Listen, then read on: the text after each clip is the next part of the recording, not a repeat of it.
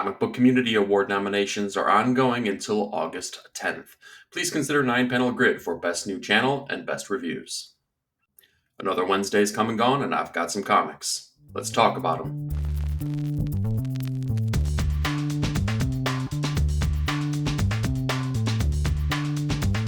Hey, welcome to 9-panel grid. This week we've seen training montages, nostalgia-fueled hijinks, and a duck with claws. But we're going to kick things off this week with Black Widow Venomous #1, written by Erica Schultz with artwork by Lucio Vecchio. So this was something I wasn't anticipating picking up, as it's a one-shot and it's kind of tying into the Venom War. But I had some really good experience with Erica Schultz in the past on a Daredevil issue, and I figured, why not give this another shot? And I was pleasantly surprised. This issue kind of delivered in ways that Marvel Comics haven't been really hitting me recently. I think it was a well-paced story for a one-shot. I think that it was a really effective story that told an entire narrative from start to finish. And what this revolves around is that Natasha is now kind of bonded with a symbiote, similar to how Flash Thompson was previously when he was Agent Venom. And I think it's actually working out. What this is kind of doing is setting the stage for the Venom War, and Natasha is training the symbiote in the kind of a similar way that she was trained during her time with the Red Room, albeit she's kind of utilizing different tactics and kind of honing in on some of the things, how she has grown and developed as a character within the Marvel Universe. So she draws in the help of some of her Avenger friends, and it's a pretty good story that kind of furthers the characterization of Natasha, furthers her bond with the symbiote, and shows some ancillary characters doing some pretty cool things. So overall, this was super effective. I really enjoyed it, and Erica Schultz seems to be a name to keep an eye on in the Marvel Universe, as she's kind of carving out a path for herself that kind of maybe leads me to believe that she could be a big player in the future. So, Black Widow Venomous #1, if you read it, let me know your thoughts. All right, next up we have Blood Hunt #5, written by Jed MacKay with artwork by Pepe Larraz. This is an interesting issue to review because I'm kind of torn between the notion of the journey or the notion of the destination. I've been, a cheerleader for the Blood Hunt event, as I think it's actually been pretty darn effective. And when it comes to event books, sometimes they could be a little bit lackluster. And I don't think that this really fit that bill.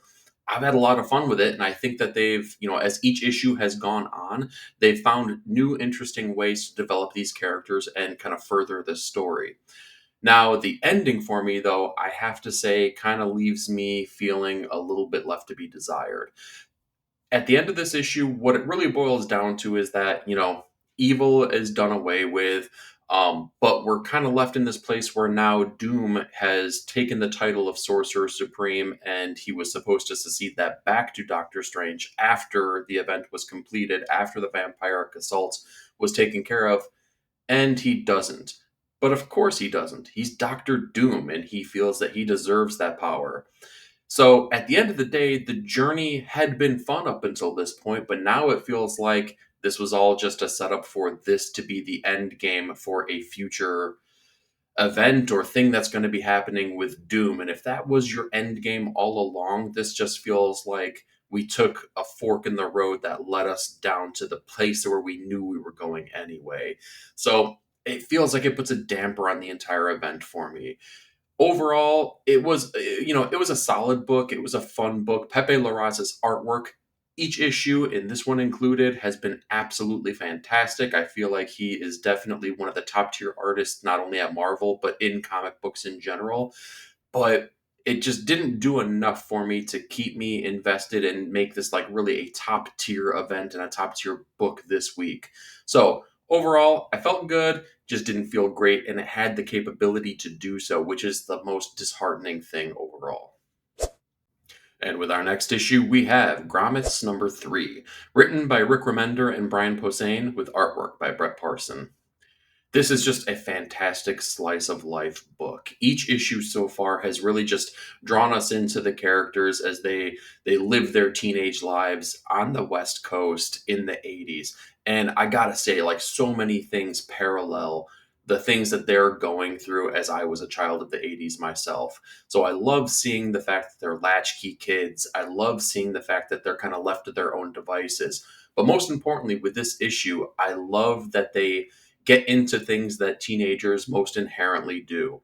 This story is all about the kids skipping school and planning for a party. And come on, we've all done that. We've all been there. And, it's kind of like a rite of passage thing as a teenager. So it was really cool to get to see that aspect.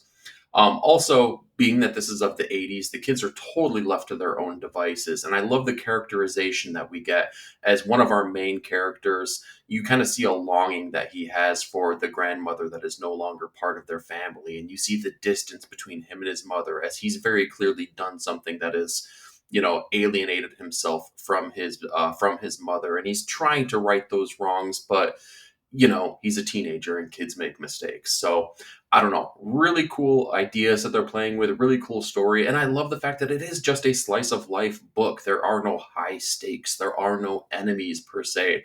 It's just them living their lives, getting into hijinks, having fun, and that makes the issue itself so rewarding and so fun to read. So Grommets number 3, I think, is totally worthwhile. Next up, we have Immortal Thor number 13, written by Al Ewing, with artwork by Jan Balstua. This has been a struggle of a series so far, as it's been like really just up and down, week over week over week. And the last issue, I kind of said, this is the linchpin. This is what's going to decide whether or not I drop this series or continue. And it did just enough to kind of make me continue along and see where the story is going to take us. And this issue feels very much the same.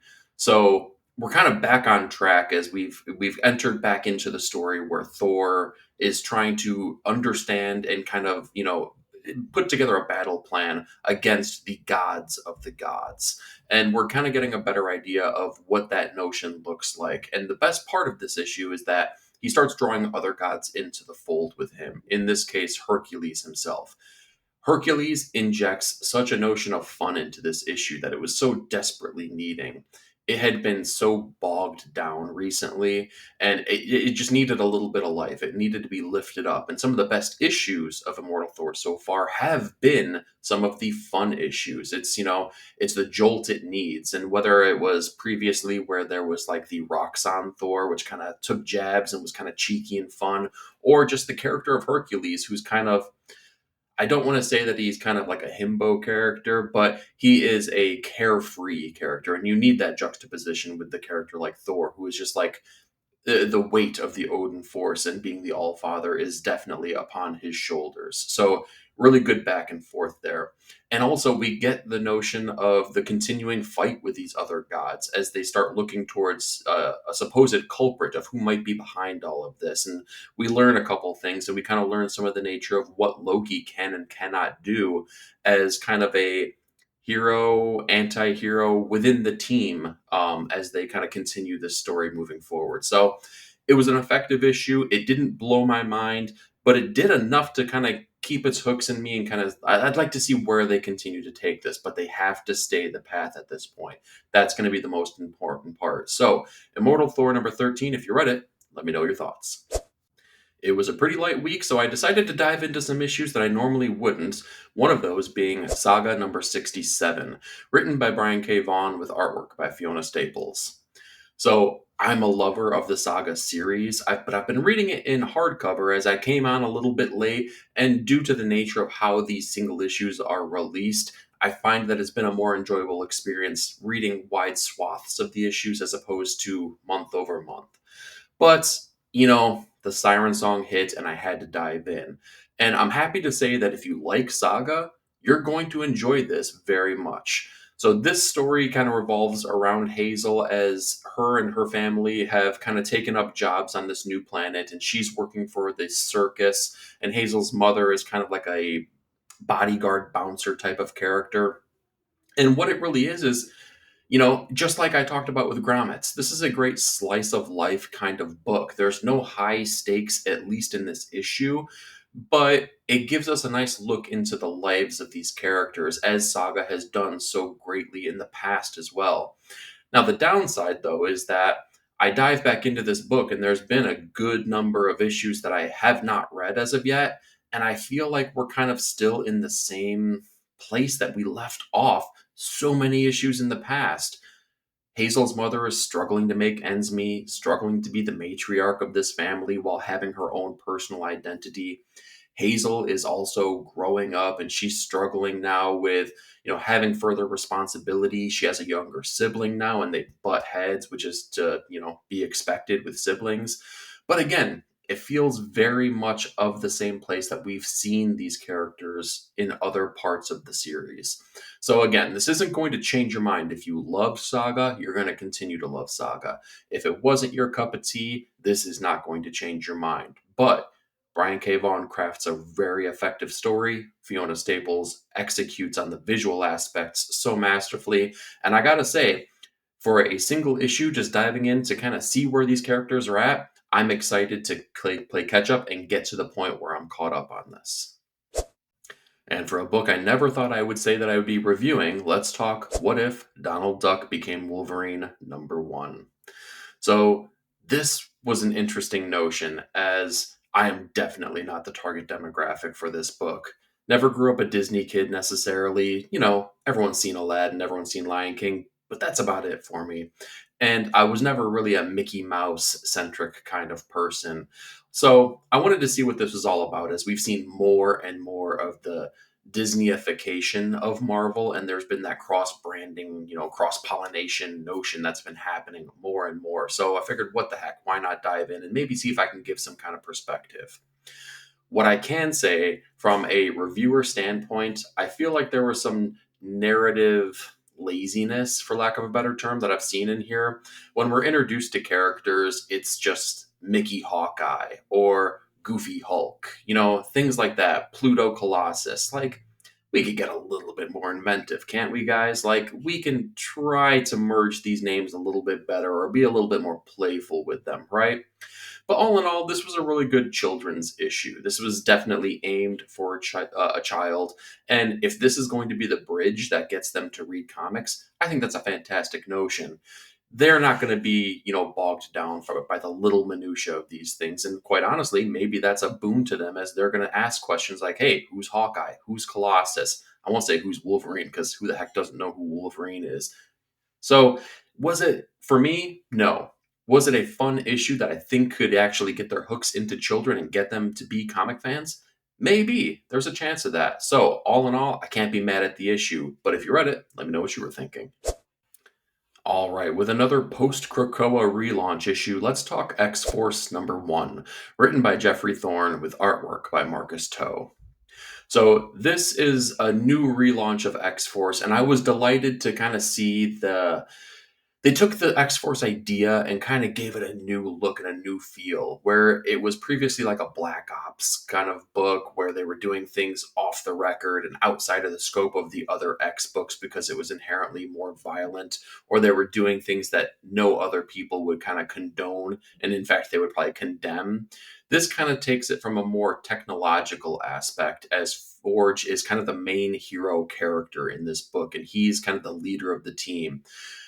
Now, with Forge being the hero of the team and the leader, we can definitely anticipate that technology is going to be the driving force with this. And it absolutely is, as they're kind of take a predictive notion towards some of the problems that are going to be happening and how they're going to look to those and kind of like, stop them before they really happen.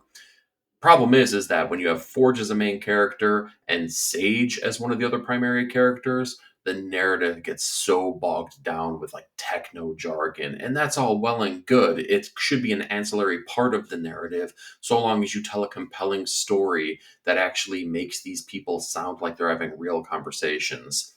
And I feel like this issue kind of falls on its face in that aspect. They're so caught up in trying to tell a story that gives you all the little details about how all these things work and how the team is functioning, that we lose scope of why you're telling this story. It was a very difficult notion to get its hooks in me, because I just, unless you have history with these characters, it became something where it was really difficult to care about what was happening. The one bright spot on this is Marcus Toe's artwork. Now, he's a holdover from the Krakoa era, as he had done work previously in books like Excalibur. And I got to say that I feel like he did a very effective job in this issue with plotting out the story, pacing out the story, and kind of giving you a layout for a traditional comic book. Now, it wasn't enough to keep its hooks in me. This isn't a book that I'm going to pick up just solely for the artwork, because it just kind of wasn't, but it did its job, and it did its job effectively. So overall, X Force #1 is kind of the same way I've been feeling about every single other X book relaunch, which is that it kind of leaves me feeling eh. And with the runner-up pick of the week this week, let's talk Ultimate Spider-Man #7, written by Jonathan Hickman with artwork by Marco Cacchetto. So this is kind of wrapping up the storyline that we've seen where Harry and Peter have kind of teamed up. And we're finally getting to the point now where they've established their friendship, more so than just a friendship, but now they've kind of established themselves as partners here as they're starting their crime fighting endeavors here. Hopefully, in a little bit less of a terrorist aspect that we've seen Harry take in the prior issues. And what we kind of learn in this issue is that they start working with Otto Octavius, who is an employee of Harry Osborn's, and they start tweaking the armor that Harry has now inherited from Stark Tech. And they realize that it is Stark technology, and they start tapping into it, and they start kind of removing the firewalls and start working towards the full capabilities of these suits. And one of the things that happens with that is that they find that they can have a new AI onboard system, very much akin to Jarvis and Friday, as we've seen in like the Iron Man movies. Peter, being Peter, chooses his own voice as his own inner monologue, which is like extraordinarily on brand. But Harry starts kind of sowing the seeds of his own demise, as we see he chooses Norman Osborn's voice. And you know that that can't be a good thing when he's just going to poke and prod and talk about every single one of Harry's inadequacies that he sees in himself. So I think it's a bold move for Harry to make. I think it's going to be something that inherently is going to just eat at him and drive him insane. That's kind of the expectation that we all have. It'll be very interesting if we see that expectation shift as the story moves on. But again, we're kind of sowing the seeds of something to happen, and I think that's really fantastic. Marco Cacchetto on the artwork, he did another fantastic job here, albeit it feels a little bit like this was a deadline book for him. It wasn't as kinetic and energetic as we've seen, but he did interject some cool things in there, as there's a training montage between Harry and Peter, as you see that they start testing the capabilities of themselves and their suits, and they kind of stop pulling the punches so much, which, again, sowing the seeds. Again, and that just makes it like a really cool issue. Like we're starting to feed into some of the notions that we know are going to happen here in the future. And I think we're doing it in a really fantastic, effective way, as we, expect from a writer like Hickman. So they continue to do cool things here. I'm definitely on board for the ride. And this is definitely one of the most effective Ultimate books amongst the line.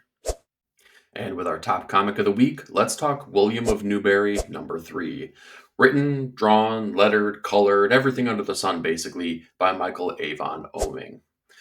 This is just a really fantastic issue of a very solid series as it debuted a couple months back. And I just love what we're learning and dealing with our nameship character here, William, as he continues to kind of defy the tasks that the church does not want him to do, as he is primarily known as almost like an exorcist amongst the townships. But he refuses to kind of let them stop his actions and what he's doing, as he knows it's for the betterment of the people and the towns and society. But what happens now is we kind of take a look back at not only William's upbringing, but also the person he answers to in the church as Edward. And we see kind of how they came up together and how some of the things that happened in their past caused their relationship to kind of take a fork in the road, as Edward looks at these spiritual and supernatural aspects from one viewpoint, and William looks at them from a very different standpoint. but we also kind of are given the notion that they both recognize that this is a very real and a very true threat, but they kind of look at how they're going to tackle it in very different ways. So I like that it's not just that he is a dastardly character, Edward here, that is just following the church's rule, but there's a little bit of history, there's a little bit of backstory there that kind of makes him a more rich and deep character. Very much appreciated. From the visual standpoint here, Oeming just does a fantastic job. And I've said this from previous issues here, but this one is another shining example that he delivers on something that a lot of comics are missing here, especially when you have a more simplistic looking style, which is that you need a clear cut foreground, middle ground, and background. And he delivers that not only from his layouts, pencils, and inks, but also from his colors as well. I think the palettes that he chooses are really great. And it kind of has like this digital watercolor notion to the colors. But again, the way that he lays things out and the way that he knows to place the characters and the settings and the buildings around him, just such an effective way to do that. It really kind of deepens it and kind of draws you into the story itself. I love this book. It's a great hero's journey for our character, and I love the way that they're continuing to pace the story and give us little nuggets and notions of their past, where they're going, and a better understanding of exactly who these people are. So that's what I've got for you this week, but I'm more curious. What did you read and what were your thoughts? Do me a favor, be part of the panel and leave me a comment down below, and like, share, and subscribe. Thanks again for watching. Talk to you next week.